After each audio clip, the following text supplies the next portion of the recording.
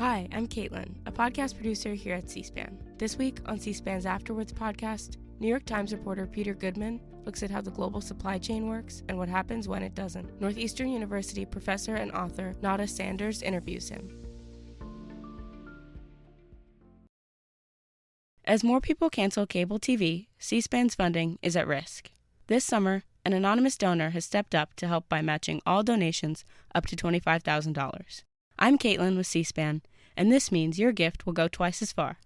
Your donation supports unfiltered access to government and public affairs programming, including the C-SPAN podcasts you value. Visit cspan.org/donate to make your gift today. Every dollar helps us reach our $25,000 goal. Thank you for listening and supporting C-SPAN. Donate today at cspan.org/donate. Peter, I'm absolutely thrilled to be here with you and talk about your book, How the World Ran Out of Everything. Now, I've spent my career working on global supply chains. I've worked with leaders, leading companies, speaking and writing on this, and your work, your book, is very dear to my heart. It's so glad.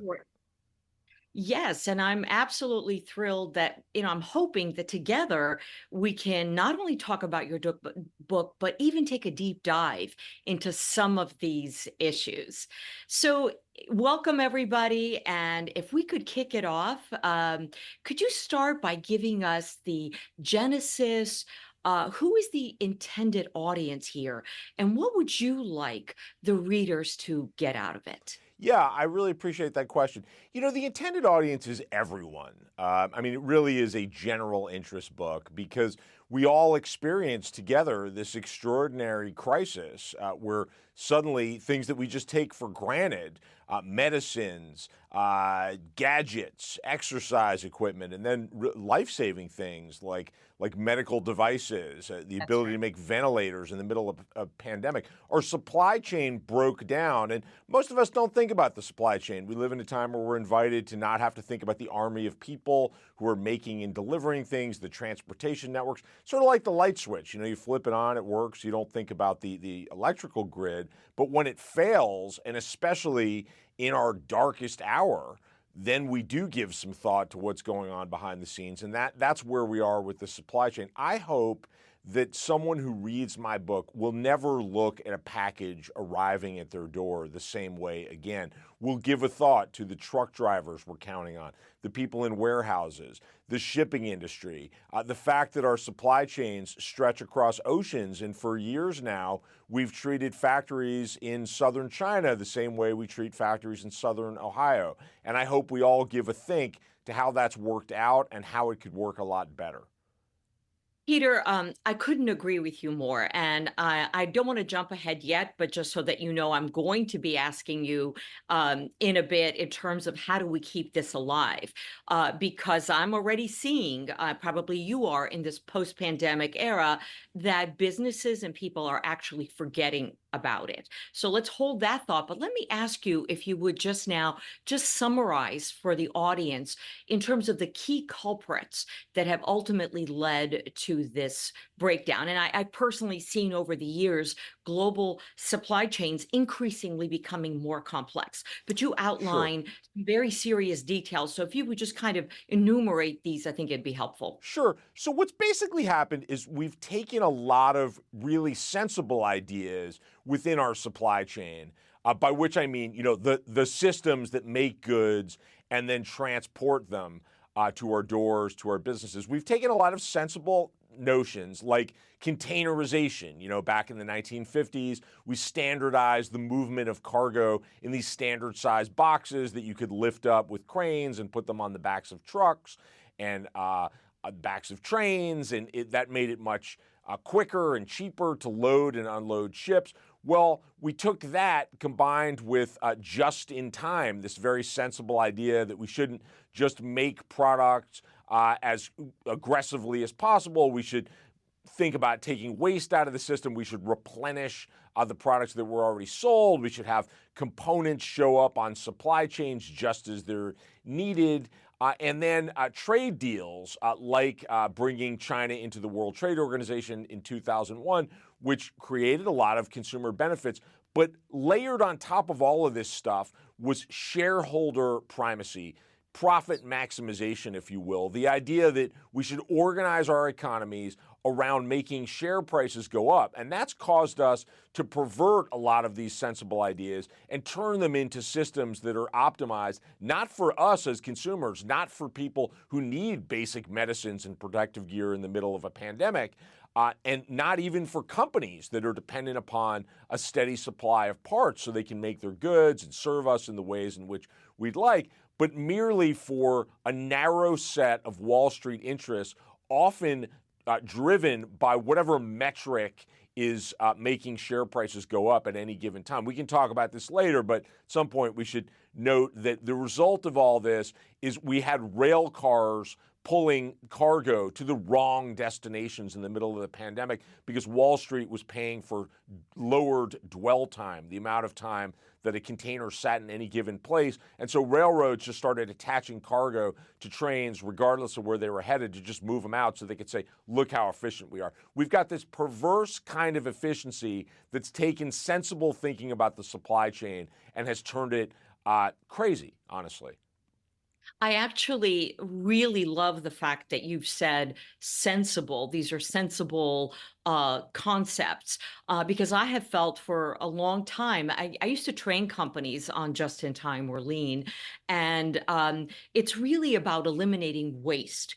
One waste is inventory, but there are all kinds of wastes, and it's a philosophy that is much broader. And as you put it, it's a very sensible concept. It really is. Because, we've kind of seen the discussion with companies going, well, now we're going to go to just in case. And before we had just in time, we had bloated inventories that ultimately meant that consumers, we ended up paying more for goods. So what I find, one size does not fit all, but we really need to be really surgical about the various products and various things that we are moving, storing. Do you think in your research, is there a way that we can incentivize businesses to lean into just-in-time properly, correctly, and really merge just-in-time and just-in-case, rather than saying it's one or not? Yeah, I think that the investor class has to wake up to the reality that it's been ripped off too. I think that in the wake of the supply chain disruption, and at a time when it's risen to the level of national security concern in the Biden administration, and before that in the Trump administration, the supply chains and where we're buying our stuff, there's a tendency now to frame the question around: are we going to have cheap prices and efficiency, or are we going to have resilience, as if these things pull in opposite directions? And the reality is, and this is the reality that a lot of people in business are afraid to talk about, but I have tried really hard to expose in this book, is we've got a lot of inefficiency in our reckless pursuit of efficiency. Just in time, if done correctly, is about efficiency. I mean, it's an idea that goes back to Toyota at the end of the Second World War. They've got very constrained capital. They're dealing with the devastation of the war. Japan has got lots of mountains, and so you don't have that much developable land. So they very consciously decide, we're not going to do like Ford. We're not just going to build factories that'll make as much stuff as possible. We're going to be more targeted, and we're just going to replenish what's in the pipeline.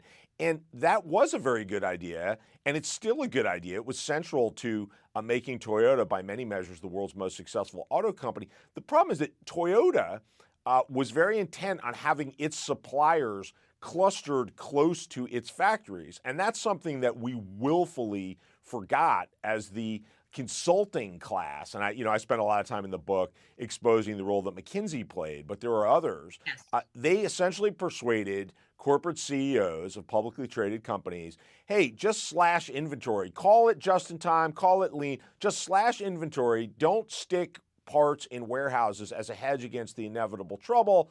Just take the savings from operating warehouses, give the savings to yourself as a reward for being smart enough to hire McKinsey, through executive compensation, give it to your shareholders in the form of dividends, they'll love it. And that worked really well on a quarter by quarter basis. It didn't work well when, I tell the story of the lean Taliban, as the McKinsey crew was known in the Midwest, showing up, at an industrial engine factory that made huge industrial engines. Talk about just in time. These generators had to be installed at hospitals by crane. They were so large, and as a result of the lean Taliban prescribing that they should stop stockpiling $5 sheet metal brackets so they could demonstrate to their investors that they were going lean and they were being so efficient, they suddenly were missing the deadline on all these orders and having to pay, extraordinary shipping charges to get their generators to the customer in time. So again, that quarter, it looked really good. No, you don't have sheet metal brackets in the warehouse. You've lowered your inventory. Your return on assets just went up on paper. But longer term, you have ripped off the shareholder by damaging the reputation of your business and actually reducing your sales while increasing your costs over the longer haul. So crucial to this is the investor class has to start paying attention beyond the next quarter. I am, again, just beaming here because this is everything that I have talked about for a really long time. And because I've been doing this for so long, I am personally really frustrated because just like you, just like everybody else, I was locked in, during the pandemic and frustrated and thinking, why have we not learned these lessons? And everything you said is absolutely correct. And I'm really hoping that everybody reads this book and really learns from this. You mentioned the short-term impact on the balance sheet, which is significant. Is there a way that we could influence boards? And let me just say that, typically board members are in a position longer than senior staff CEOs. And I'm asking that because I'm trying to find a way that we could actually have an impact where the time horizon that we look at is a little bit longer. Because if all we're looking at is quarterly, then of course we're going to want to slash that inventory, pay ourselves, right? These the profits, bonuses, whatever, and then we move on. And ultimately, as a society, we are extremely vulnerable. Yeah, it's a really important question. I mean, there is a corporate governance question. We do have to change the incentives that are influencing executives because, there's no question that having gone through the disruption of the pandemic, and by the way, this book is not a history book. It's a book about the present and the future. I mean, as we speak, we're seeing shipping prices up, 400% on routes across the Pacific and from Asia to Europe because the Houthi rebels are opening fire on ships that are headed toward the Suez Canal, and ships are now going the long way around Africa. And, I've heard analysts tell me that maybe increases their cost by 25 or 35% at the most, but they're, again, 400% increases in the last few months. And guess who's paying for that? We are through continued inflation and, it's fatter profit margins for companies that don't have as much competition. So all this stuff is happening again. There are some enlightened companies that are looking for ways to reduce the distance between their factories and their customers. I spent some time with Columbia Sportswear, going to look at potential factories in Guatemala. They're looking in El Salvador as well.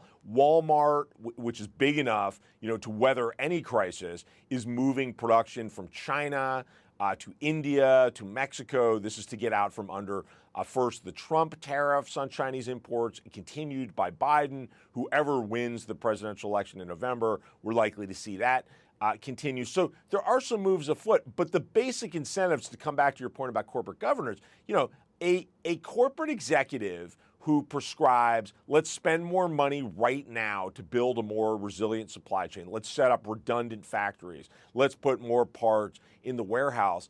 they are making themselves vulnerable to activist investors who are just thinking quarter by quarter, whereas the executive who says, let's just keep doing it the way we've been doing it, China looks awful cheap, let's stick with China, they know that they're making their company more vulnerable whenever the next shock shows up. That's inevitable, but it's probably not going to happen next quarter. And with any luck, it'll happen on somebody else's watch. And by that time, they'll be sleeping in a hammock, on some beach somewhere, having cashed their stock options. So we need to think about how we pay executives and how we incentivize them. And we do have to incentivize them to think past the next quarter.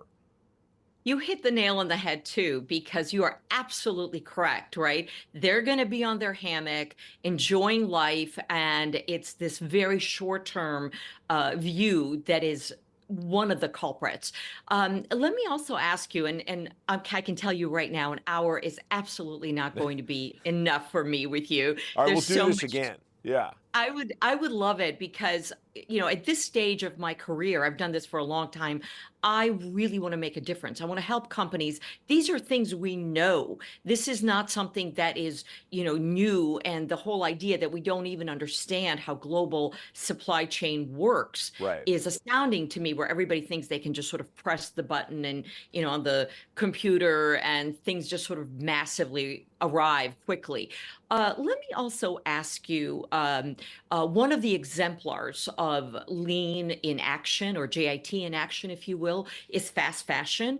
I had kind of hoped during the pandemic that we would move to some of the ideals of slow fashion, simply because fast fashion is a business model, even though we associate it with H&M, Zara, Shein, and they have differences, obviously, between them. We see so many companies that are, taking the concept of this business model across industry sector.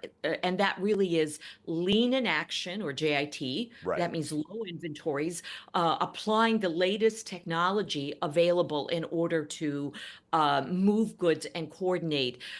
Is there a way that we can disincentivize or incentivize other kinds of behaviors, both on the consumer front and both on the business front?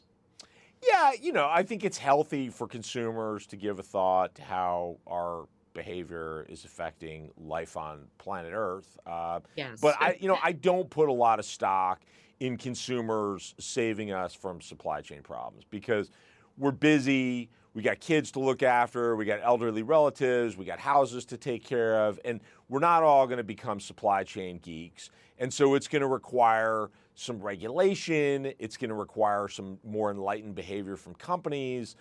It will require a more forward look from investors. I do think, though, that it's healthy that we're talking about place again, because, as we discussed at the outset of our conversation, a bunch of things have happened over the last half century, and the key ones are containerization, the rise of the internet, which we haven't talked about, trade deals like the one that brought China into the World Trade Organization in 2001. And all of that stuff, combined with the logic of financialization, has created, a really impossible to resist momentum toward, moving production far away from your customers. So, my key character, I traced the passage of this single shipping container from China to a warehouse in Mississippi, and I look at all of the industries that touched this order, the most important order in the history of the startup company that I profile in the book, who handled that box along its way.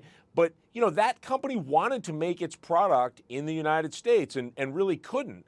And larger companies, you may want to make your products in the U.S. or at least closer to home, but if your competitor is taking the cheapest available terms right now without factoring in things like emissions and future regulations on emissions or potential national security dimensions if you're involved in something like electric vehicles or computer chips.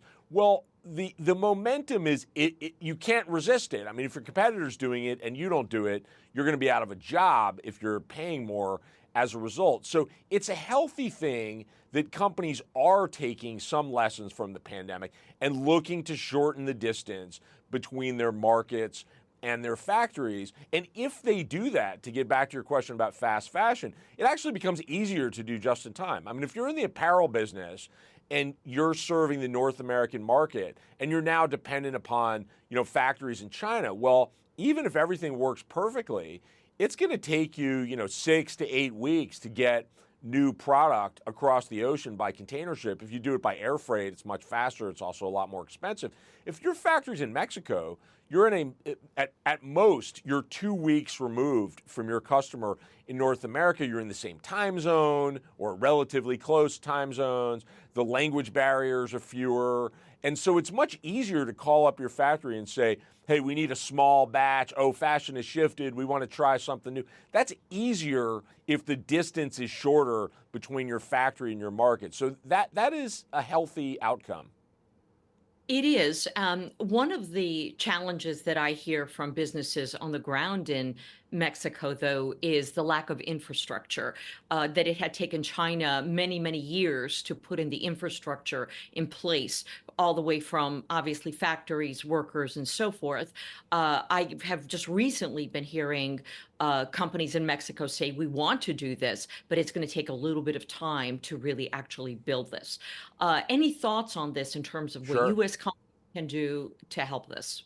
Yeah, I mean, look, it's going to take decades. I spent a That's lot right. of time in Mexico for the book. I just came back from a couple of weeks in India, where there's also a push to expand exports. And a lot of big companies, again, like Walmart, are moving some production from China into India. In both cases, it's going to take decades to get anywhere close to the infrastructure that China's got. And let's be clear, China is going to remain at the center of global manufacturing for as far as we can see, because no country on earth has that combination of large numbers of working people. Wages are up, they're still very cheap in a global context, and the infrastructure is unbeatable. I mean, the ports are huge, they're very efficient. The Chinese government, in preparation for integrating with the global economy, built out highways, electrical grids, airports, rail connections, and there are problems. It's patchy. I mean, the Chinese system got overwhelmed by the pandemic and the surge to come back to manufacturing life afterwards, but nobody's going to beat that. But the point is, if you're thinking about resilience, it's not that, Mexico becomes the new China. That's never going to happen. Mexico's too small compared to China, or India, which isn't too small, but is simply too far behind. It's more like, I'll put it to you this way. 15 years ago, if you were a company flying down to Bentonville, Arkansas to go pitch your product to Walmart, that's Walmart's corporate headquarters, Right. and you got to That's go right. in and see them. It's like going to see the Pope. They don't go see you. If you went into Bentonville 15 years ago and they asked you, where are you making your product that you're proposing we buy and put on our superstore shelves, and the answer wasn't China, they would look at you funny. Well, you must not be getting the cheapest price. You must not be making it at the most efficient scale. If you go down there now and they ask you that same question, where are you making your product? And you say only China, they look at you funny. They want to know, well, where else? I mean, are you thinking about Turkey? You got a presence in Central America or Mexico, somewhere in Southeast Asia. They want more resilience in the supply chain, and you still have to meet their price. They're not willing to pay more, but this is something that the supply chain has to work out. It's healthy to have our production spread across more places. I very much like you saying that, because I've been pushing that all along. And I think it's really important for businesses, for consumers, for everyone to understand that we need to create a portfolio where we source from. Once that is done, right, it's like a stock portfolio, right? You spread your risk. Right. Because we know things are going to happen. We live in a very connected world, regardless. I tell my students, I tell the companies that I work with, I don't know what's going to happen, but something will. The Suez Canal, as you write about Right. in your book, it could be, anything from an earthquake to something. And so we have to be prepared in order to be able to withstand that. Let me ask you, we know, you and I both know, that economically and physically, it is impossible to make everything at home. And in large part because there are components like rare earth minerals, for example, that we don't have access to. Do you think it would behoove us here in the US to invest in certain product categories, certain industries? The CHIPS Act was certainly an example of that, but certain sectors that we actually focus on to make here at home. As an Yeah, individual, I was astounded during the pandemic, Peter, that antibiotics, penicillin right. isn't made, right? Right. Yeah. Look, trade is good, right? My book is not a book about how globalization is evil and we should go back to some mythological time when we could just have all the modern conveniences and make everything at home. I mean, if we didn't have trade, we wouldn't be sitting here having this conversation. We'd be out, looking for bark to feed our families if we're not good at, That's right. growing food. So that's reality. Now, it's also true that when you live through a public health catastrophe and discover that you're dependent heavily on a single country, a country, China, that not incidentally we're having a trade war with, to send us basic ingredients to make medicines, components to make ventilators, personal protective gear, the light bulb goes off that that's not the way to do it, and we need to think about more resilience. And so those are examples where, yes, we need to think about self-sufficiency. Likewise, the CHIPS Act is a healthy start. We should not be dependent on a single island off the coast of China. This is Taiwan, 90 miles That's off the right. coast of China, an island that is actually claimed by the Chinese government as part of its own with the perpetual threat of military force to reclaim it.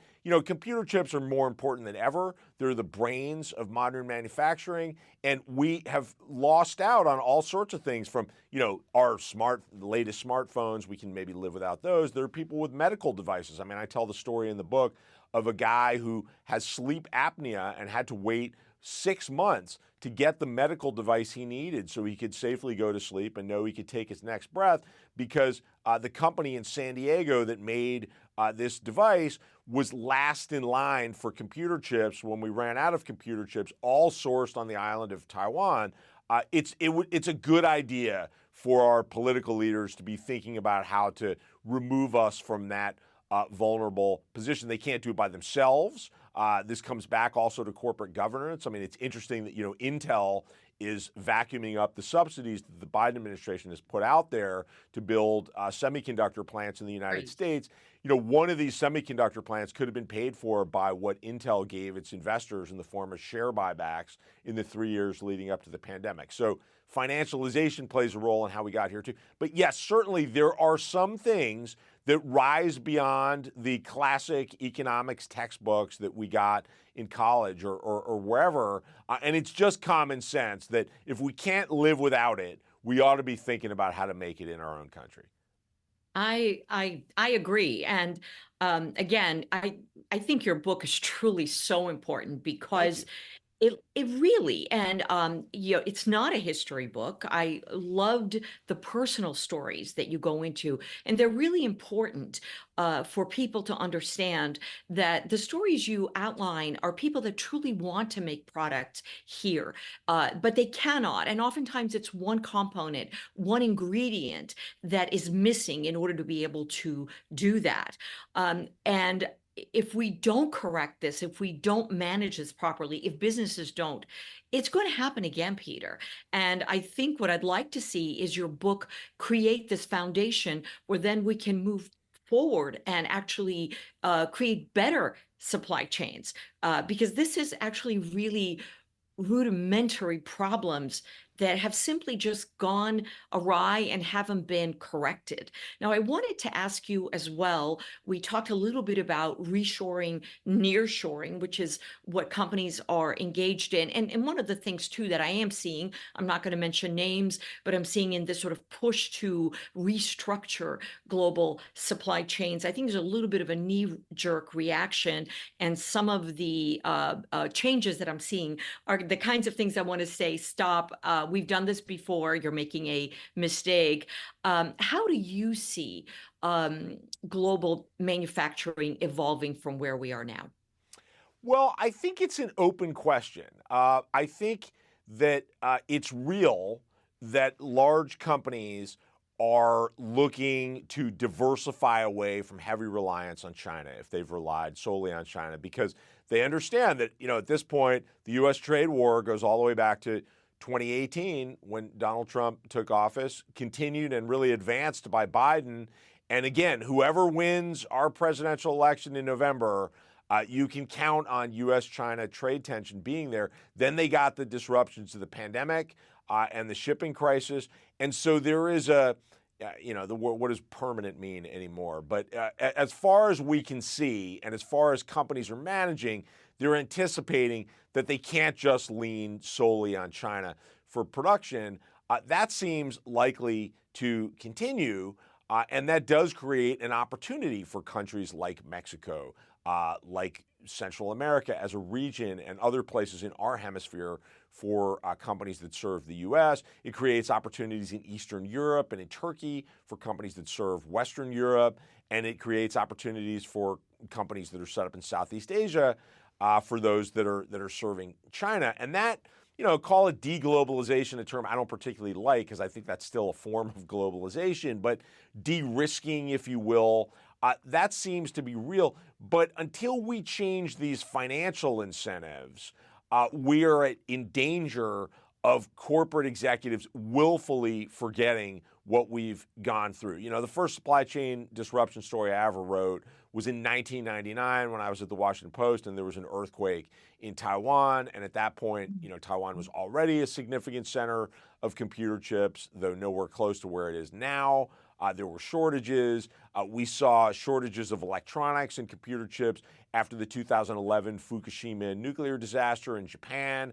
A lot of people said then we've overdone it with just-in-time. We've overdone it with long supply chains. There's a book I draw on in my own book called The Butterfly Defect, came out in 2014, that predicted that a pandemic would be the thing that would cause a great supply chain disruption. And each time we forgot, which is to say the people who run publicly traded companies went back to the way they'd been doing it because they understood that if they didn't, they were jacking up their short-term costs and they were putting themselves in jeopardy. Until we fix that incentive problem, we will definitely be here again because, none of us know what shock will come. Pandemic, war, climate change related disruption. Something's going to happen. We don't know when, but we know it will happen.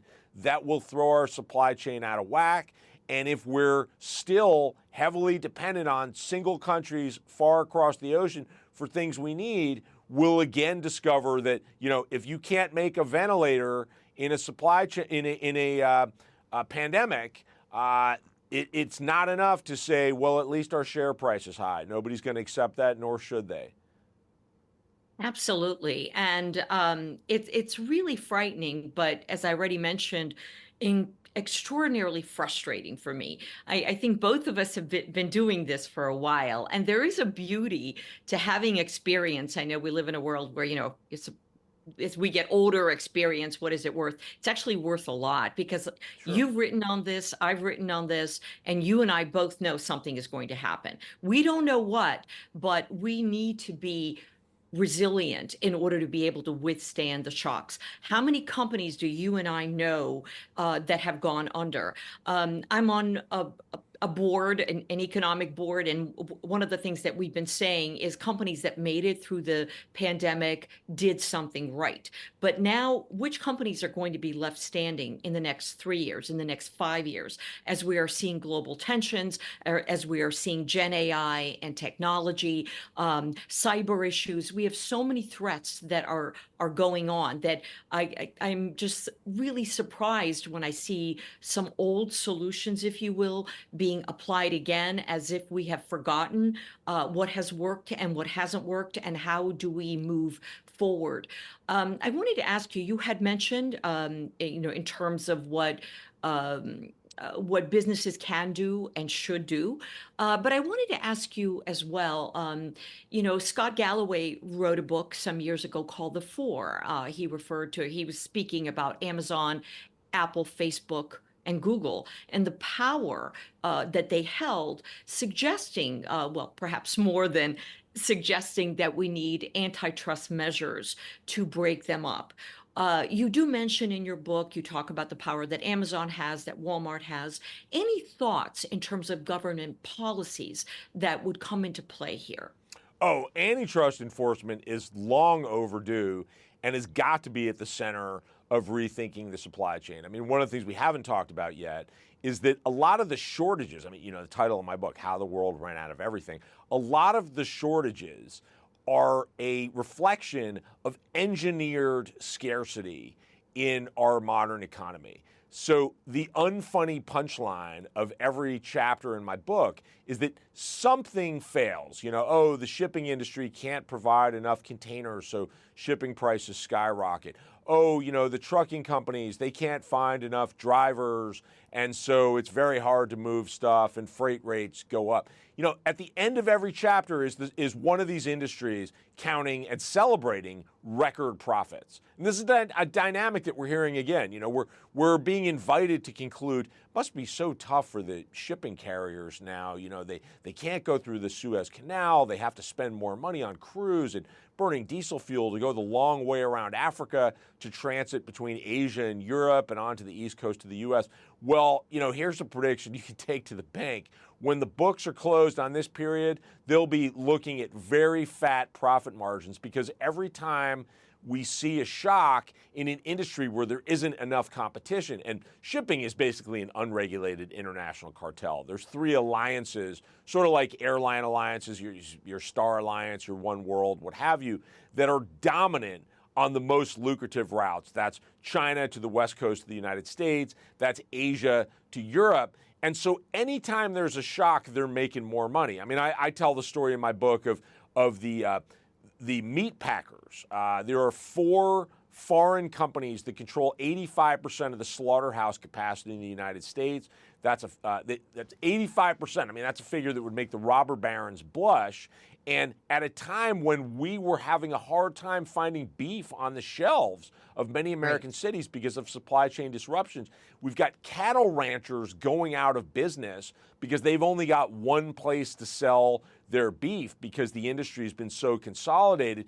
And yet the meat packers are looking at fatter profit margins than they've ever seen because they have no competition. We need more competition in the industries in which we are dependent for goods that are vital, that are fun, that are whatever. We need more competition because our basic understanding of economics doesn't work without competition.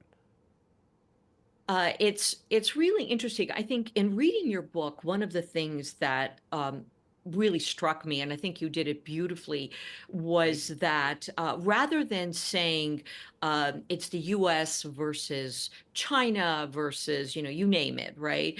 Rather, it was the bifurcation of the leading the businesses that are really heavily profited, and labor, that labor being not just in the US, but being in China, being everywhere, and sort of not dividing it or pitting it across nations, but rather pointing out that labor across the board is being taken advantage of.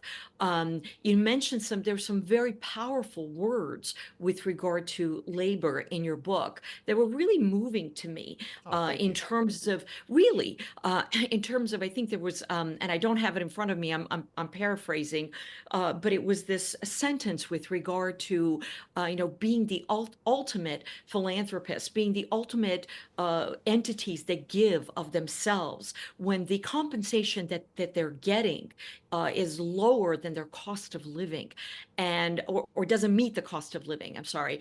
Right. So it was incredibly moving to me. So how do we make an impact in order Sure. to, I think the first thing is that we don't forget, because again, I am seeing already that we are forgetting as a society.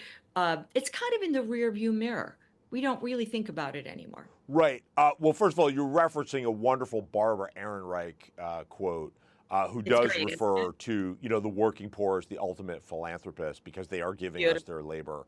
at a rate where they I can't did get survive. chills on that, I have Yeah, to no, tell you. she did some amazing work in her time. I think it is really important to understand that a lot of the systems that broke down were really people unable to continue with the bargain that they've made. I mean, normalcy in our economy, I mean, we like to talk about when will the supply chain get back to normal so I can click the buy button on Amazon or wherever and wait sometimes just a few hours for a package to show up at my door. Normalcy is based on people working in Amazon warehouses who don't have personal protective gear, even while they're putting it in boxes for the people who are able to pay for it.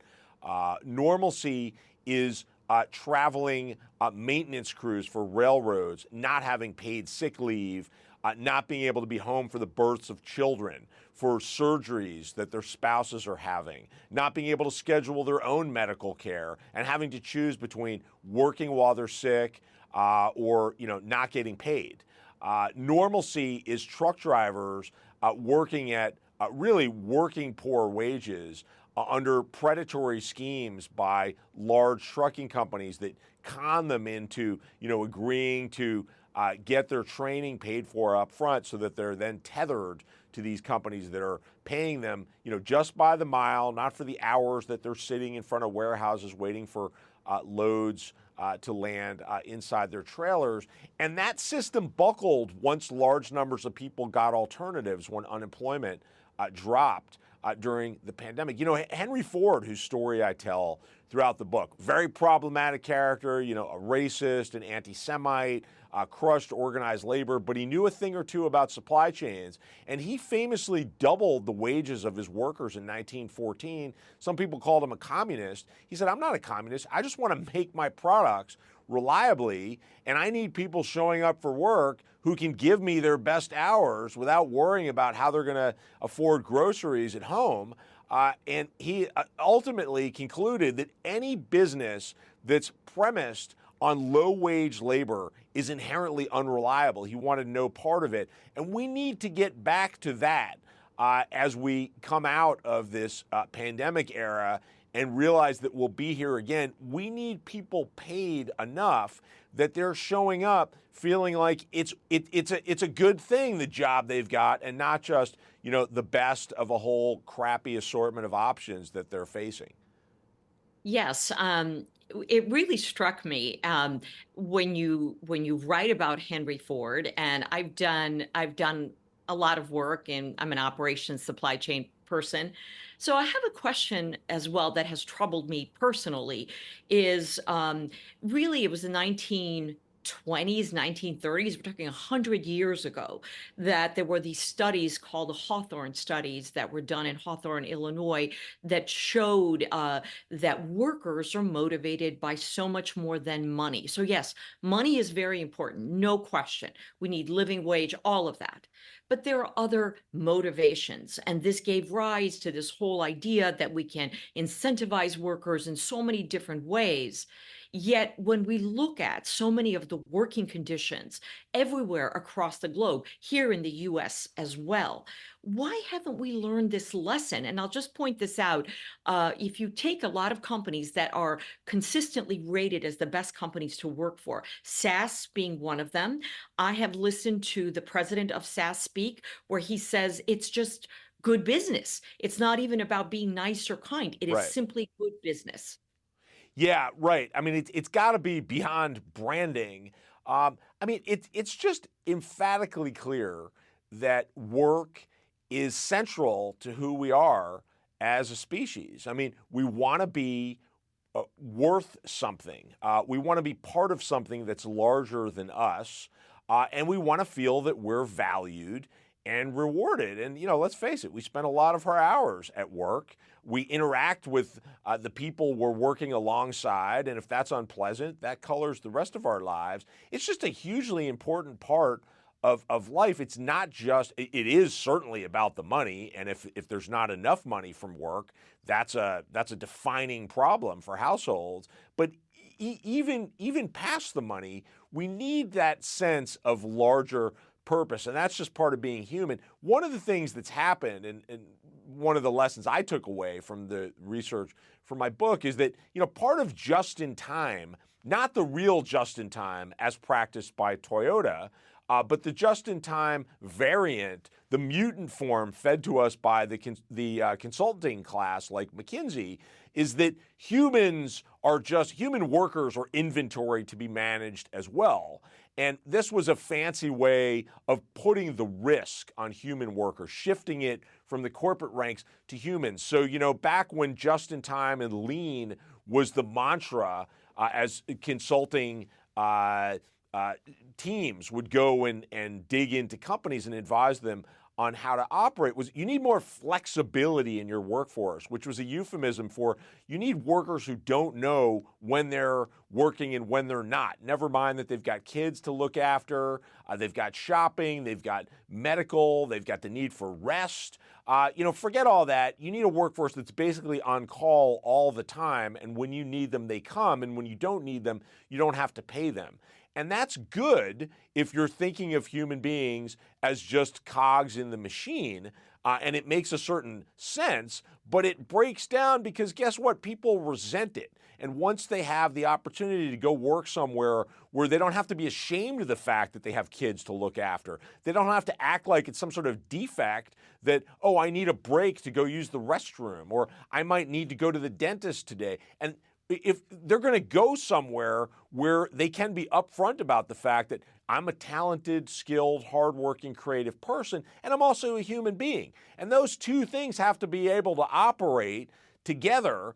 And ultimately, companies that treat people that way will have an easier time attracting and retaining people. And if our incentives are set up in the other ways, where we're not just looking quarter to quarter, those companies presumably will prosper over the longer term. But we don't have those incentives now, so we can't just pretend that, a company comes out with a stakeholder capitalism. Now I'm bleeding into my last book, Davos Man, How the Billionaires Devoured the World. We can't come up with some new, PR-driven, phrase for how companies really care about their people. Now, we have to actually live this stuff, or we're going to continue to see these crises.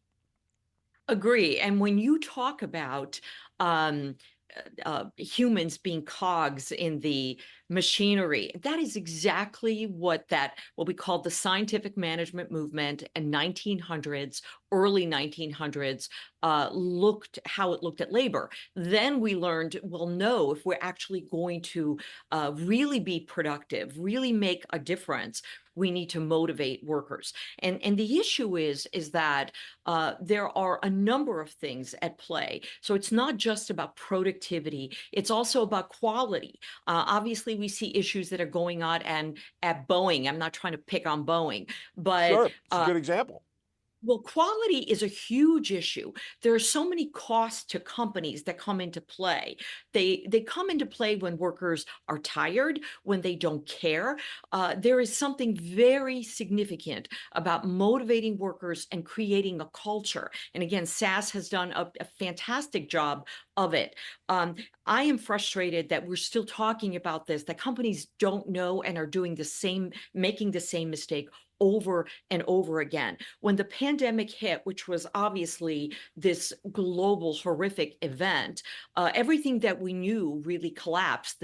All the fault lines, if you will, gave in. Well, we are not rebuilding those over the fault lines. We have not learned those mistakes. You had mentioned profits, the high level of profits. The average person, and I'm on the radio a fair amount, I'm asked, well, why are food prices so high? Yeah. Why are retail prices so high? Well, yes, of course, we can talk about the supply chain. We could talk about, what's happening, with the bird flu and how it's impacting, cattle and what it did with the chickens and all of that.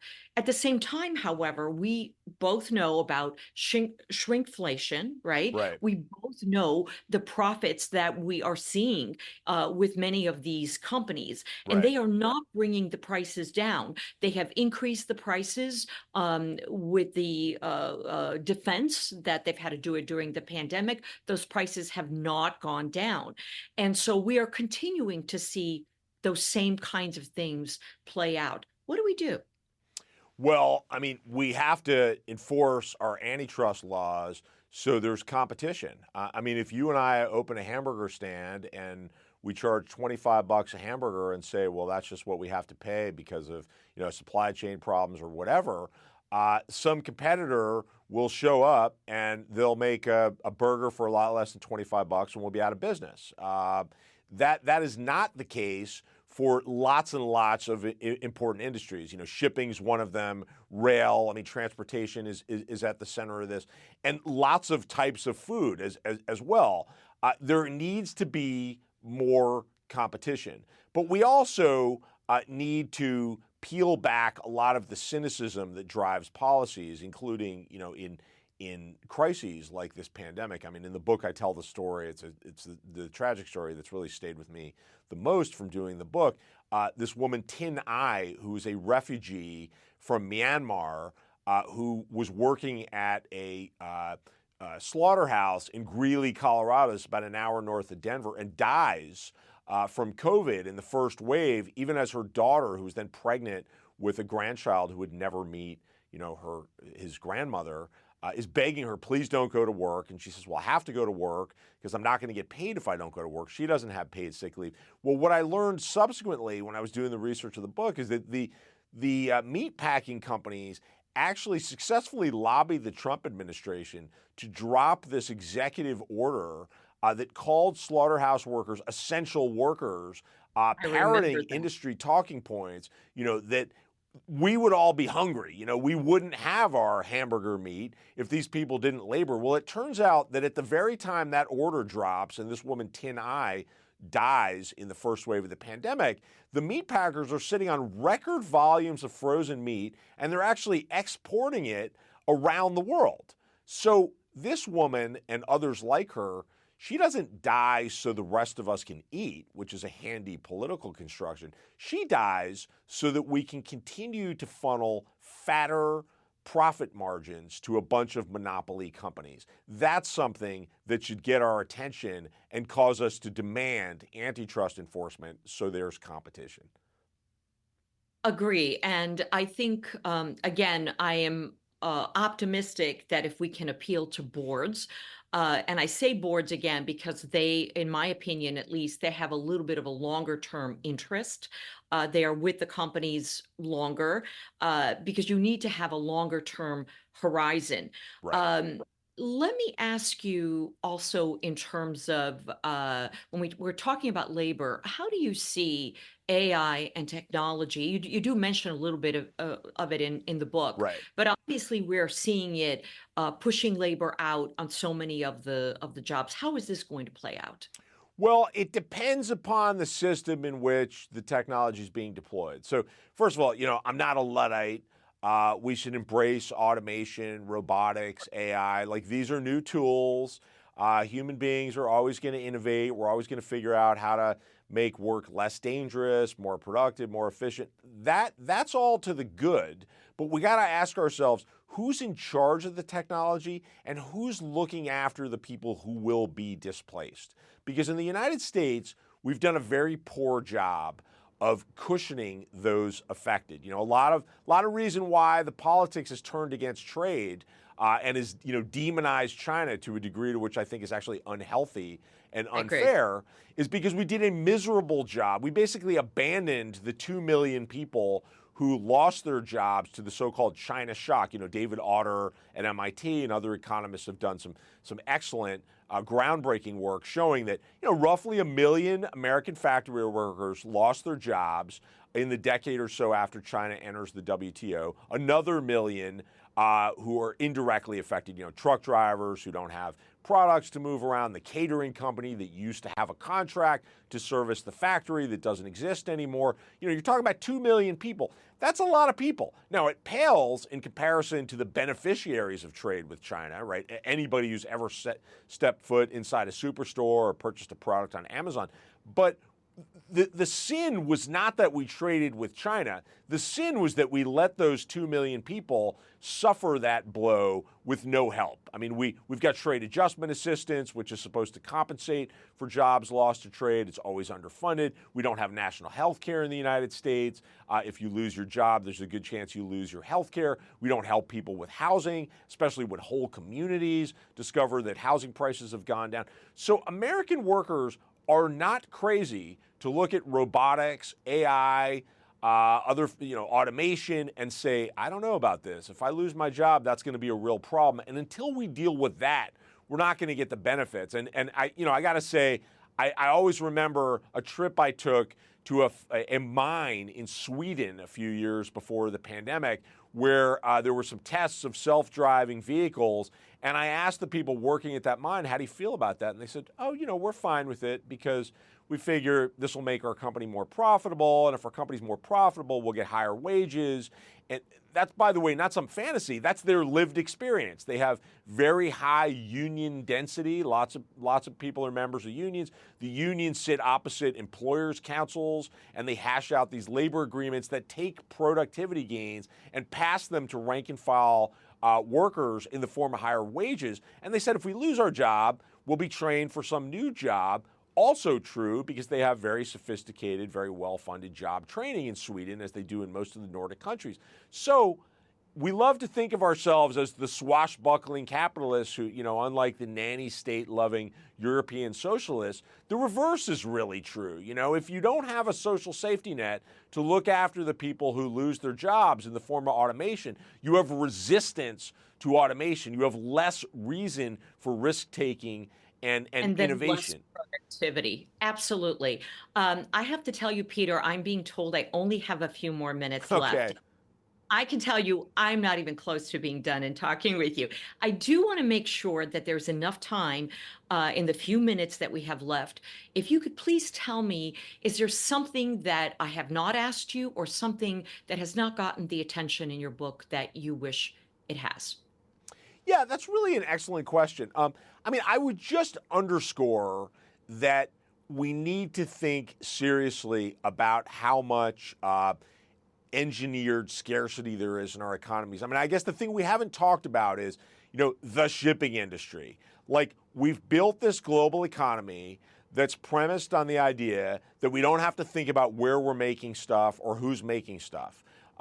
It's fine if it's China, as long as there's a container ship that can get our products across the ocean when we need them. Well, with 3 shipping alliances dominating shipping, this explains why the company I profile in my book goes from spending $2,500 to move a shipping container across the Pacific Ocean to north of $27,000 in just the space of a few months. And it's very difficult to imagine, without international cooperation, this shipping industry being brought to account. And so the result of that is we've got to be thinking about diminishing our dependence on goods that are traveling oceans. That's not an argument against globalization. It's an argument for thinking intelligently about place.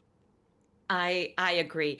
Peter, I am getting the signal that I have to wrap this up, and I cannot even tell you how wonderful it has been. Your book is amazing, and I'm really grateful to have the opportunity. Thank you for your excellent questions. I really enjoyed this.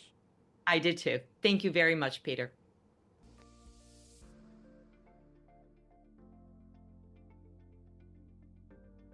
Thanks for listening to this week's Afterwards podcast. If you are interested in podcasts about nonfiction books, listen to C-SPAN's Book Notes Plus podcast for interviews with authors and historians hosted by Brian Lamb.